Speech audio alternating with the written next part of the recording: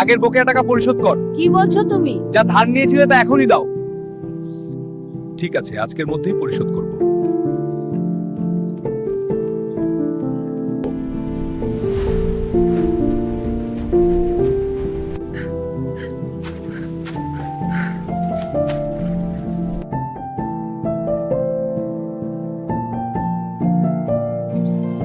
এই নাও।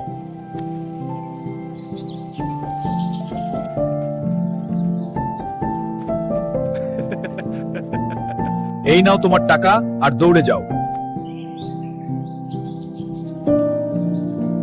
ধন্যবাদ। আমাকে কিছু মিষ্টি দিন। অবশ্যই। মা, এটা খেয়ে দেখুন। হ্যাঁ বাবা, খুব ভালো। আরো খাবেন? হ্যাঁ দাও। Subscribe to this channel